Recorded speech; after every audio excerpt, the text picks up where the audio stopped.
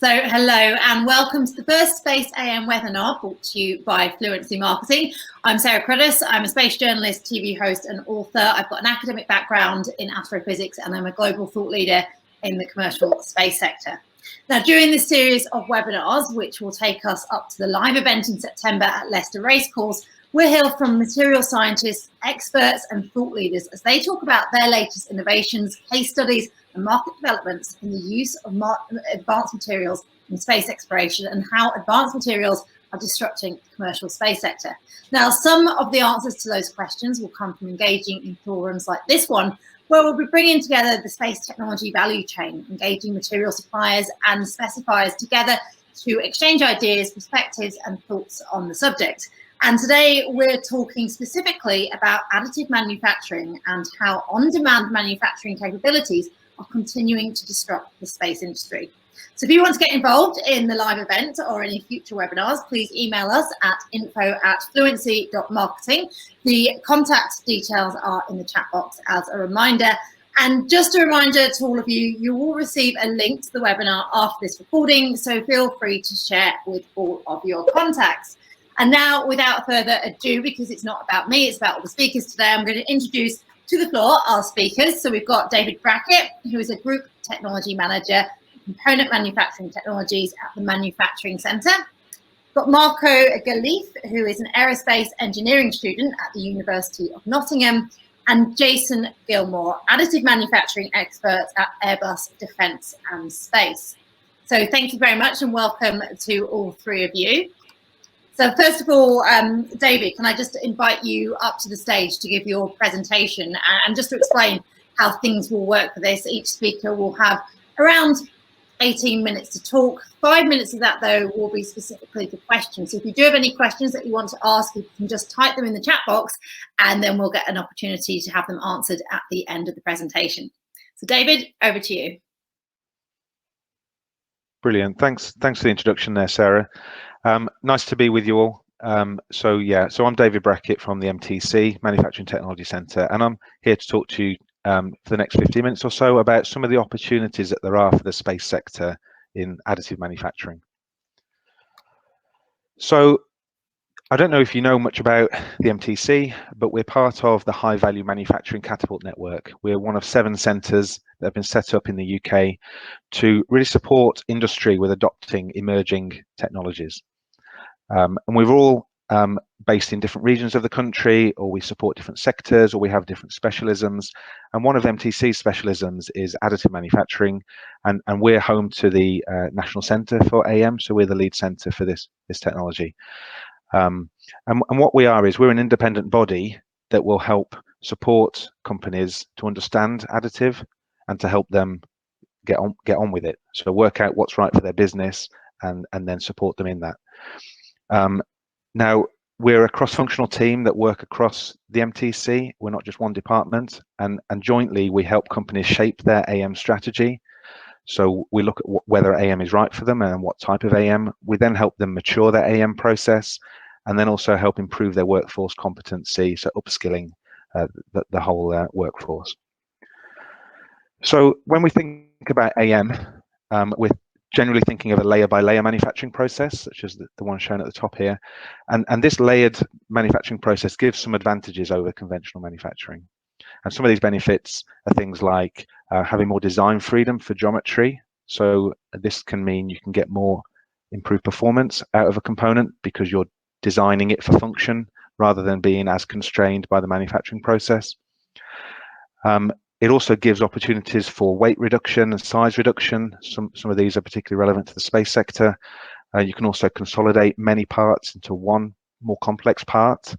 And a lot of this is enabled because you've got this layered manufacturing process. You're not dependent upon a mold tool and the constraints that gives you. So you can really develop an optimized component.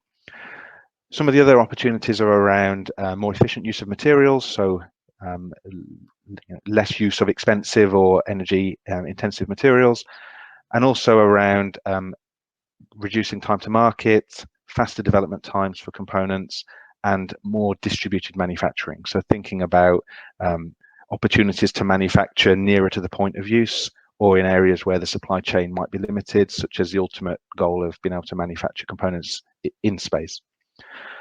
So there's some kind of high-level summary and benefits of additive. And what we're going to look at in the next few slides is just some examples of where additive is being used by the space sector already. I've grouped these into 4 areas. One is end-use parts, which is where you see a lot of development to add value into the components. The other categories are prototypes, toolings and patterns, and jigs and fixtures, which we'll come on to. And the first example that I found is satellite brackets. Additives are really great. Well, brackets are a really good use case for additive to get started because they are fairly low criticality parts. And here's an example from Airbus, Defence and Space, and perhaps later we'll hear from Jason a bit more about these kind of parts. But what you tend to see with these brackets is an optimized geometry that looks quite different to a conventional manufacturing process, a conventional part that's been designed for a conventional manufacturing process. And this might be lighter weight, more optimized, and ultimately better and higher performing. Another example is antennas or radio frequency components or waveguides, and the example in the middle here is that created by Boeing, which is an antenna that's had quite a big reduction in components, so about 60% reduction in components and about a 90% reduction in cost. And the example shown on the right and bottom is really demonstrating a productionized AM supply chain for relatively high quantities of additive parts. So here's about 400, 500 components being made for satellites, and this has been recognized recently as the first large-scale deployment of radio frequency components. So it's demonstrating that additive is real, additive is being taken up by space companies, and there's an increasing amount of activity in these areas. Another real hot topic at the moment is manufacture of engine parts with AM. So there's quite a few examples of large components, such as that shown on the top here, which is a large copper thrust chamber, which is about 1 meter in height. And these applications are really driving innovation in additive. So it's driving larger machines that can accommodate such big parts, and it's driving material innovations, so processing in newer materials like coppers, which are more thermally conductive. And there's also a lot of challenges with making very large parts with additive, and so companies are working to overcome some of these difficulties, such as just the physical size and weight and the amount of powder that you might need for these, and also the practicalities around post-processing. And the bottom example is a component that shows some of the design freedom that you get with additive, where you can put conformal cooling through a part, so you can really optimize your design of the component. Next example is heat exchangers. So this Mars Perseverance rover that you'll all have seen recently, and that actually had 11 parts on it that were made by additive. Some of them were just bracketry and casings and that kind of thing, but there were 6 components that were heat exchangers, which are shown at the bottom there. That's an X-ray through the part. You can see some internal channels in there. And heat exchangers are a really good example of a really good use case for additive because of just the complexity of them and the opportunity that there is for improving the thermal performance of components. The example on the right is not a space example, but it's really showing the state of the art in heat exchangers by additive. And what it enables you to do is to create custom, integrated, multifunctional components that maybe have a thermal performance benefit, as well as a structural performance benefit, as well as a fluid flow performance benefit. And really the ideal applications for additive are where you can combine all of these things and really make the economics work. Next example is telescope mirror holders. So there's a few examples of where these have been designed and made using additive. So the idea here is that you can, if you've got a moving part, such as a mirror that moves to control some optics, then if you can make this more lightweight, you're reducing the amount of inertia in the part, and so it can move more rapidly and more precisely. And you can also control the thermal expansion of the part. So by tailoring the geometry, you can control the thermal properties, and also by being able to manufacture these kind of parts with materials with lower coefficients of thermal expansion, like ceramics, which is the example on the right. That is an opportunity there that additive gives over conventional manufacturing. The next example is a good example of a large part. So here's a pressure vessel that's been manufactured using a particular type of additive, a deposition type metal process. This is about 1 meter in height. It's made out of titanium. And what this has done here, it's integrated 2 parts into one, but the biggest benefit of it was reducing the need for forgings. So tooling for forgings is a big lead time. generally. So this can eliminate the need for tooling, which obviously makes it a much more efficient and timely process. And it also, it's a near net shape process. So there's much less waste material when you machine it to the exact size. So there's quite a few examples of using these kind of wire processes. And then the last example of end use parts, which is worth highlighting, is making spare parts. Now, there's an increasing interest in being able to make parts where you need them. I talked about this at the start, and there's an example of, it's a fairly low tech, if you like, manufacturing capability that there is at the moment on the International Space Station, but it's a start, and the ultimate ambition is to be able to make much bigger components out there, because obviously you don't have to then launch them up there, which has big costs and practicality savings. So a lot of the examples that we've seen here have been around putting more value into the component, making it better. Ultimately, that then means you can sell the component for more. It's a higher value component, and it's going to make you money as a company. There's also a really good use case for additive around making the manufacturing process more efficient, or making the design process more efficient. And additive can be used to help make prototypes, so that's speeding up your design process, making that better. Or it can be used to make manufacturing aids, such as the jig that's shown in the middle here. I couldn't find many space examples for these kind of things, so apologies for the non-space themed ones here. So jigs and fixtures can be made rapidly, flexibly, that kind of thing. And then the other examples here are tooling, whether that's large composite layup tools, such as the one at the top right, or it's smaller scale, maybe metal tooling, such as that shown at the bottom.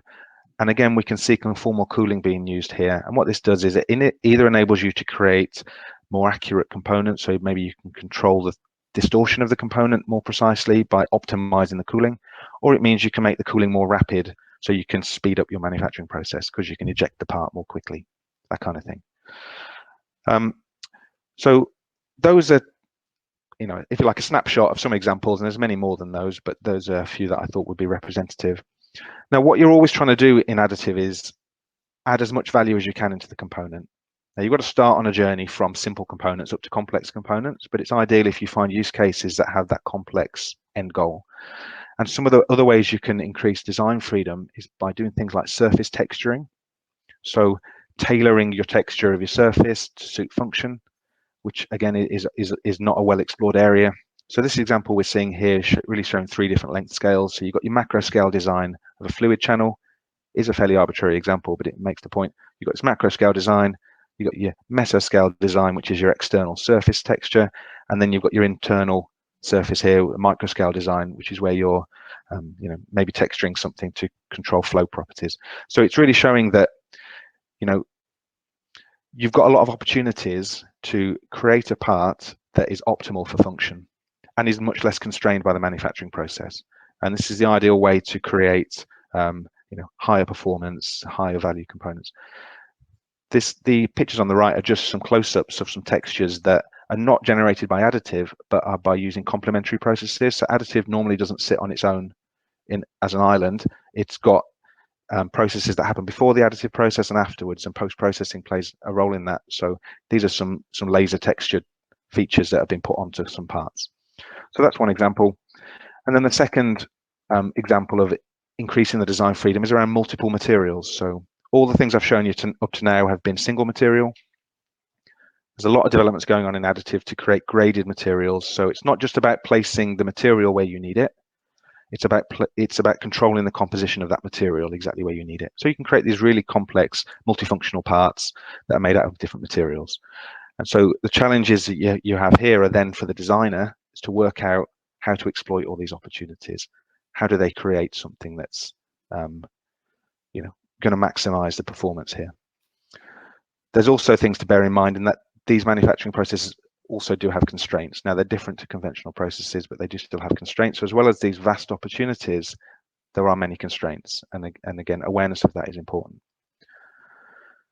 This slide just summarizes how we help companies understand some of these technologies. So we have different mechanisms for knowledge transfer. We have R&D projects, we have advisory services, we have training, and we also have a knowledge hub, which is a repository of information, and you can access that at these locations shown on the left here. But perhaps of most interest to the audience here is this, particularly for the space sector, is that we're also home to the European Space Agency Additive Manufacturing Benchmarking Centre.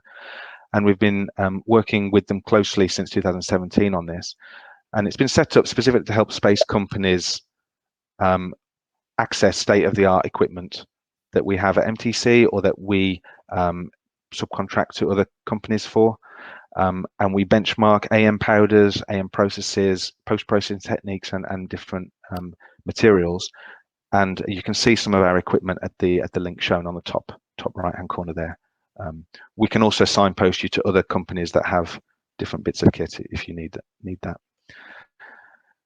And then final slide really is just to, in a way, plug the talk that I'm going to give in September at the live in-person event, hopefully by then. And this will cover some of the projects that we've been carrying out for ESA as part of this benchmarking center. So we've got 7 projects that are either completed or active, and there's a couple more in the near future that will start, so they should be available by September. And this is a contract where we carry out evaluation projects, benchmarking projects with various partners, such as the one shown on the right here, to get some understanding that's particularly relevant to the space sector. And these results are all shareable through 2 newsletters so far, annual newsletters, and there's a website at that link there that explains more. I won't go into any more detail on these now because we haven't really got time, but hopefully see you at the September presentation when we can go into more details, or in the meantime you can ask me for details. And that's the end of my talk. So you can feel free to contact me at these details here. It's my phone number, it's email address, I've got the website details there, and I'd be happy to take any questions now if we have some time. Well, David, we have got a couple of questions, and thank you so much for the great talk. And I just wanted to follow up on, there's a lot of points I'd love to follow up on, but of course we're limited on time. But obviously, as you're aware, launch is the greatest barrier to space exploration, both in exploring away from Earth and also using downstream technology to benefit Earth. We saw recently that Relativity Space had actually 3D printed an entire rocket, the first of its kind. And I was just wondering if you could just clarify how much potential is there for disrupting the cost of launch from additive manufacturing? Because once we can get that down, then more ideas, more experiments can get to space and we can benefit life on Earth. Yeah, absolutely. And that's why these machines are now existing that can make these much more integrated parts, much bigger parts in one piece, because that's how you get the cost down. And it means you've got much reduced complexity for assembly, for your tolerances, and yeah, I'm not sure what else to say really, apart from the abilities of additive to make ever increasing large parts that are all integrated, optimized, is the only way to make the cost lower, because your overall benefit is greater. Well, obviously, reusable rockets such as Blue Origin, SpaceX example, they're reducing costs by 10x. What potential cost reduction could there be with integrating more additive manufacturing within these reusable rockets? I mean, I know the sky is no longer the limit, but what potential are we looking at to make space more accessible? Well, typically what you see when additive is being used to replace a conventional part is you will see for instance, percentage cost benefit of maybe, well, it can vary, but not uncommonly 30%. And that comes in at different ways. So whether that's through reducing the number of parts, which then has knock-on costs, or it's weight savings. It depends on your cost model really as to how you work that out. But a lot of the benefit for additive is in the use phase. So yeah, how much fuel does it save in the use phase, and what's the knock-on cost? And that, a slight saving on weight or a slight gain in efficiency can mean a massive difference in cost. It's very hard to give you a rough figure there, but you're typically seeing when additive is used to substitute conventional, double-digit percentage reductions in certain attributes, including cost. Okay, and we'll move on to a few questions now. We've got a couple of minutes. So this is from Chris Dighton from BAE Systems, and their question is this surface texturing capability available at the MTC? In short, yes. So we have a number of lasers that can be used for surface texturing, and yeah, absolutely. Can give you more details on that, Chris. Okay, and from Patrick Dessout, I hope I'm pronouncing that last name correct. Apologies, Patrick, if I'm not. How do you inspect, so defects, metrology, etc.? So, I mean, that is one of the big challenges in additive, as well as others, around the post-processing. The post-build inspection is a big challenge, and the defects can be quite unpredictable in some additive processes. So often you'll be inspecting either destructively, by cutting up the part and checking the insides of that, or you might use non-destructive techniques such as X-ray computed tomography or other X-ray techniques. And challenges are often these aren't qualified or approved techniques for checking parts. So there's challenges there, but often you'll be using XTT. Now, when you're talking about massive parts like the ones we've just been talking about, large rocket engines and things, they're too big to fit inside XTT machines. So you'll often be then either relying upon proxy kind of measures for that, or there's a lot of developments going on for like resonance testing and, you know, reference, comparing the part to a reference body that you know is good quality and that kind of thing. So yeah, a lot of work going on that front. Also, in process monitoring is really good for big parts, or has a lot of potential for big parts. Okay, and one more question. I know we've got two there. Maybe we'll have time to do two. Let's see. Konstantin Stosha, what is the title of the 7th project? So the 7th one it's on cold spray. So I can't remember the exact title of it, but it's about using cold spray to manufacture CubeSats. And last but not least, Miguel, can you detail a little bit more about from where you are coming from with regards to the saving costs? You already mentioned material, but what about other factors? So I mean, there's different ways that you might save costs, and you know, you might find that the production cost is higher for additive, although hopefully the good examples, the good applications for additive are where you're saving cost in production as well as in service. So, you know, maybe you'll save money in production because you've got many fewer parts. So you've got many fewer parts to worry about, many fewer parts to assemble, that kind of thing. But often additive is more expensive in the production phase.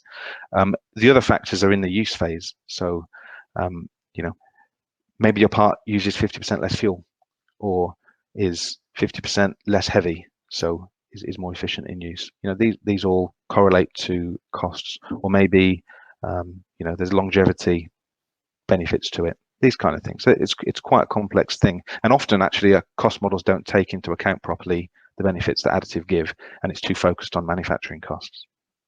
Okay, well, that's everything with our questions. We finished on time. So David Brackett, thank you so much for your presentation. It was fascinating. And of course, if anyone has any further questions, they can, of course, reach out with those. So David, thank you very much. Brilliant, thank you. And I'd now like to welcome Marco Ghelfi, who is an aerospace engineering student at the University of Nottingham.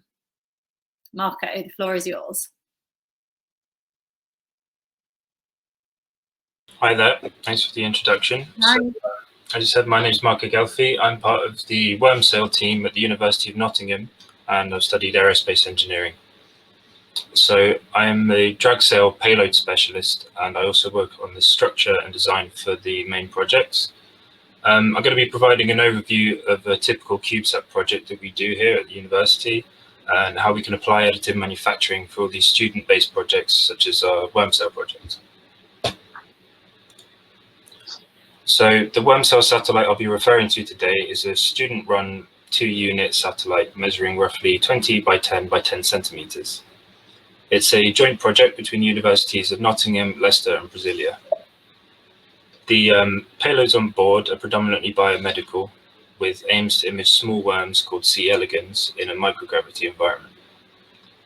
Also on board is an outward-facing camera, a new magnetorque attitude control system and a drag sail prototype. The Wormcell satellite is expected to launch in the upcoming year, and the mission is due to last around 2 years.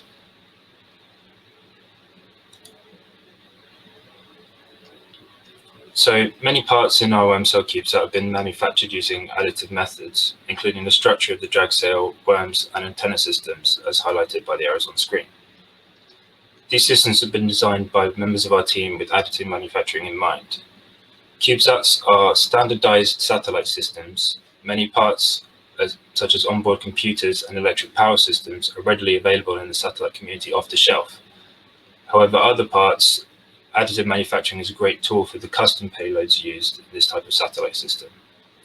It allows for more flexibility in design, reduced cost of production, and is a great way for students to manufacture working aerospace-grade parts without the challenges of specialized manufacturing systems. Our satellite demonstrates many different ways of using additive manufacturing, from creating brackets and PCB mounts to mechanical moving systems and pressure chambers. Each satellite has different requirements, and additive manufacturing provides the flexibility to easily develop new satellites for every desired result.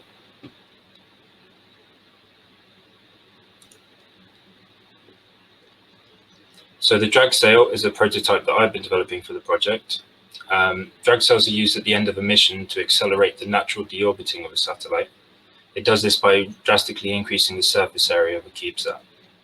Drag sails are key to end-of-life planning, where active deorbiting methods such as thrusters can't be used. These systems are one of the most effective ways of reducing space debris, and in this example can be deorbit a satellite within a year of sail deployment, where if not used, they'll naturally remain uselessly drifting in space for around 25 years. It's become an increasing problem in the space agency. The sail incorporates an intricate origami fold pattern that accounts for material thickness and displacement during stowage. The difficulty of creating such a part is the ability to optimize the mechanical deployment and folding system to fit within the small, tight constraints of a CubeSat. The whole module measures only 98 by 98 by 30 millimeters, but can deploy a full hexagonal sail of 1.6 meters in diameter. The design has intricate geometries that aren't capable of being manufactured using traditional methods. Therefore, parts like this would usually be made using additive manufacturing. Normally, parts are manufactured using CNC milling, and this would normally waste a lot of time. Using additive manufacturing allows for more flexibility in the design, such as countersinking bolts on the inside of moving parts, removing weight by undercuts or hollowed areas that can't be machined easily. Due to these benefits, the design can be optimized, and in this example, I managed to get 27 millimeters of extension from only 30 millimeters of space, including locking systems, secondary spring deployments, and other systems.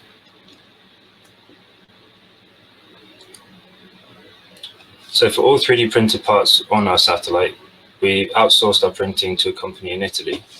They have sophisticated new machines capable of high accuracy and the materials that we required for such a mission. Components were printed using selective laser sintering. This method is capable of high accuracy and can print in materials which are space ready off the shelf. As an example, the material we used is called Winform XT 2.0.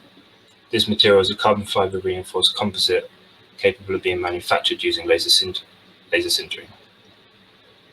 The chosen material is fully capable of long duration exposure in space environments where temperatures can range from between -120 to 200 degrees Celsius. This material also offers high stiffness, excellent strength, and reduced mass compared to the equivalent aluminium models. Photos on this slide show the two core components of the drag sail. These parts interlock and slide against each other during deployment. This is only achievable due to the high accuracy of these prints and some post-processing which is required to create smoother surfaces, so this always has to be considered when you're designing a part for additive manufacturing. 3D printed components such as this can be designed to work fluently with integrated hardware, so we can integrate helicoils in post-processing as we've done here, which allow for standardized screw fittings and mounts.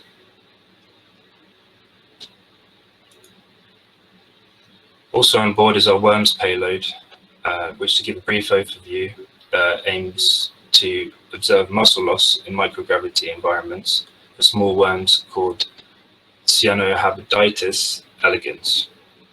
The module developed by one of our team takes heritage from NASA's biomedical modules and includes a sealed, insulated and thermally controlled chamber in which imaging systems and test tubes reside. This chamber or pressure vessel surrounding the module has been manufactured using solely additive manufacturing and has proven to withstand operating pressures for long durations. It's just another example of a great use of additive manufacturing. As the manufacturing stage goes, it's a lot easier to print a part than it is to mill one, and greatly reduces the costs. If this part was machined using a block of aluminium, then 84% of the material will be wasted due to the geometry of the part. So that's another factor you need to think about.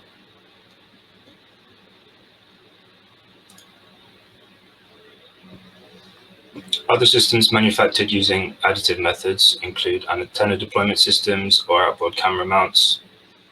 Previous missions that we've done here at the university include TwoPod mission, which used additive manufacturing for the entire satellite structure, and these have been flight tested with fully successful missions. TwoPod is the first complete 3D printed satellite launched from the ISS, and its mission is to deploy 2 smaller satellites with a non-standardized cylindrical shape. This choice of manufacturer made it possible to substantially reduce the costs. It's been very convenient in terms of timing when compared to traditional production methods. The unique properties of additive manufacturing materials have allowed system optimization that successfully withstands the design requirements due to space limitations and the extreme conditions of the launch. The TwoPod successful mission marks a great example of full functionality in additive manufacturing for use in Nano Satellite missions. Other applications being developed by PhD students at the university are of using additive manufacturing shape memory polymers to build a solar sail Nano Satellite.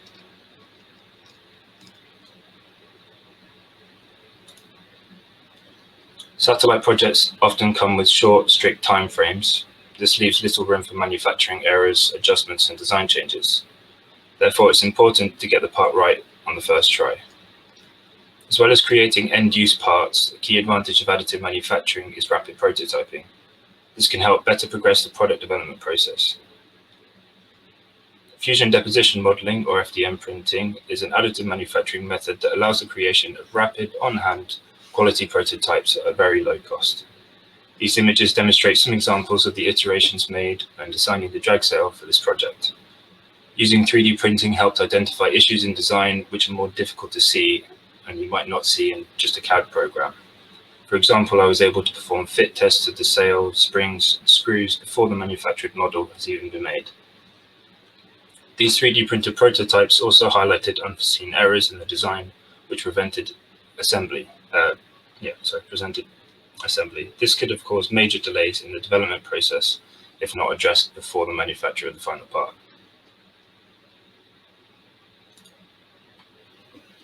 In summary, additive manufacturing is often faster than designing and producing a tool for traditional manufacturing technologies.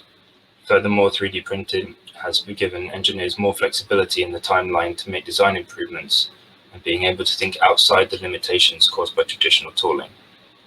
Additive manufacturing is such a very useful tool, particularly in universities, because it can be used as a base level to learn and teach younger students, all the way to creating fully functioning satellites for space missions.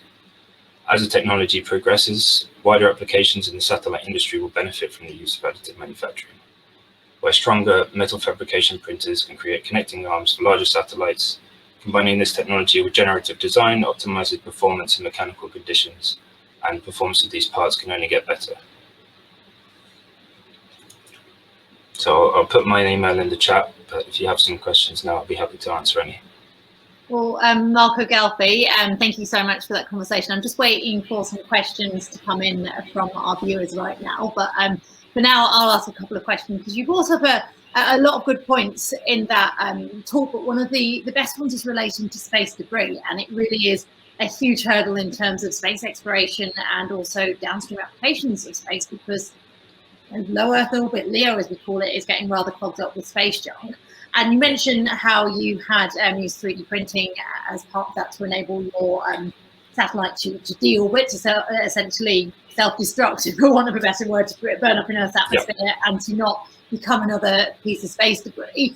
And as this is such a huge field in space exploration right now, what further potential do you see with additive manufacturing to solving this huge hurdle that we face? Well, additive manufacturing makes things a lot easier when it comes to designing. You can pretty much design something, print it on even your home printer, and have something ready as soon as possible. So when it comes to making satellites that deorbit quickly, or satellites, or if you want to send new satellites to deorbit other satellites which don't have systems built in, you can use additive manufacturing as a way of more cheaply and more quickly getting to where you need. Because, as you said, it's becoming such a big problem lately that if it gets worse, there's a chance that we might not be going to space for a while. We have to wait for them all to come down naturally. So if you incorporate 3D printing into all your designs, and you can make more satellites for cheaper costs and pretty much just help it come down at the end of the year. But there's also that potential there to actually deorbit the existing satellites, which will free up space. Which is what we've been developing, yeah.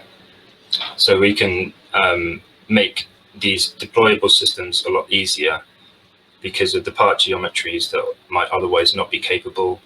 As I mentioned, things like undercuts and things under other things, which you could make by assembling two parts together, which increases cost or other factors and it's more difficult to make, or you can just simply 3D print it and it just does a lot easier to make. So it just increases this potential to make things that you wouldn't normally be able to do as easily. And one point which I'm going to bring up, which Dr. David Brackett made in his talk, and that was to do with actually manufacturing satellites within space. And we know launch is a huge hurdle. Satellites have to be able to withstand a lot. So you have to design your satellite to actually withstand the rigors of launch. But once in space, and it sounds like something out of science fiction, but the potential to actually use additive manufacturing to create satellites in space, and you're the generation which will be part of this. How exciting is that, and how much could that change the way we do science in space and the number of people that can access space science? It's revolutionary, really, because one of the big problems with space or putting things in space is the size and the weight of something. So if you want to make something really, really big, you need to send a really, really big rocket to get it there. Or you need to think of ways of fitting something really, really big into something really, really small. And a prime example of that is a 3D printer, which can print multiple things, and you can just put them together, which makes a big thing, or you can make 3D printers that continuously output and extrude parts. For example, we've got booms that have been printed in other satellites. Even Nano Satellite systems have been experimenting with the development of a 3D printable boom, which basically just works like a standard 3D printer and extrudes a new boom so that it extends itself outwards.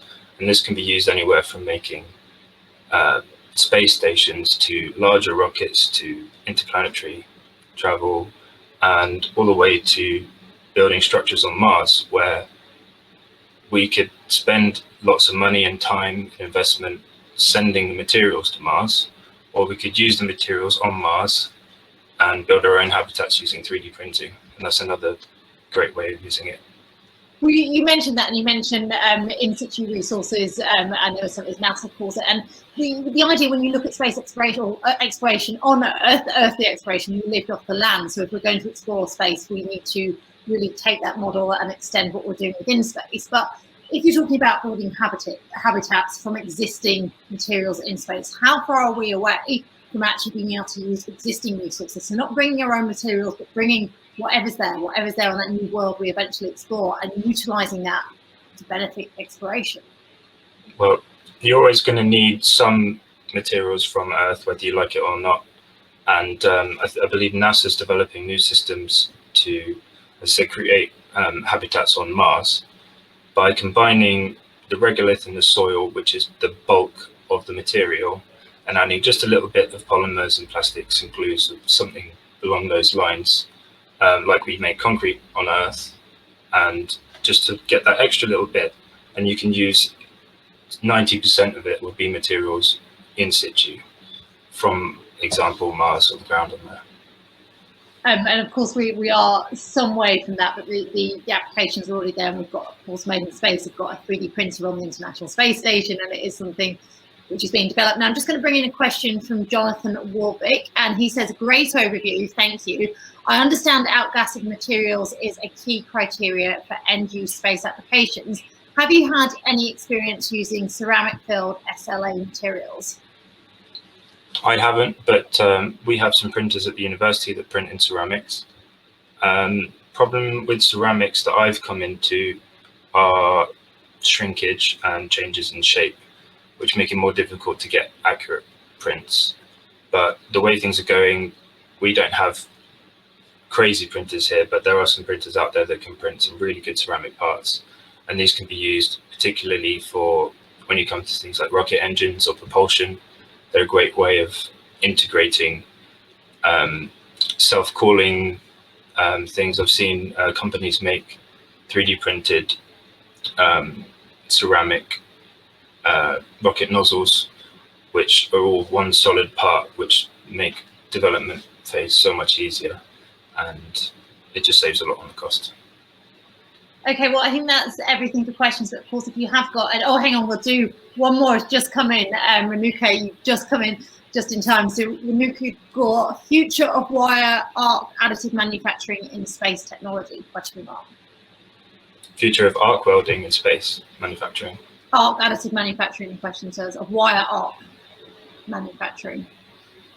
Well, as I mentioned earlier, there's been experiments with building booms in space, and that's most probably going to be using arc manufacturing, or essentially TIG welding 3D printers that basically perform the same thing. So it's already under development, and I'm sure we'll be seeing it in the next 10 years for sure. Okay, wonderful.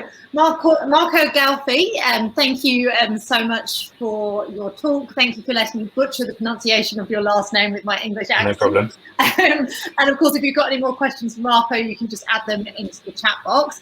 And I'm now going to welcome our last, but by no means least speaker, Jason Gilmore, who's additive manufacturing expert at Airbus Space and Defence.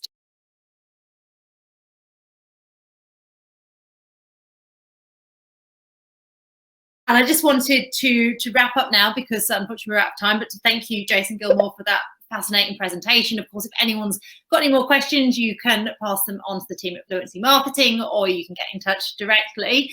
And I wanted to thank David Brackett, Marco Ghelfi, and of course, Jason Gilmore for your time. I hope you've enjoyed this webinar, so thank you so much for attending. Our next event will be on the 13th of July, and you can register for the next webinar shortly via advancedmaterials.events, where you'll also find more information about Fluency's marketing suite of advanced material conferences, and you'll also find a recording to this discussion via an email link, which will come to you in the coming days.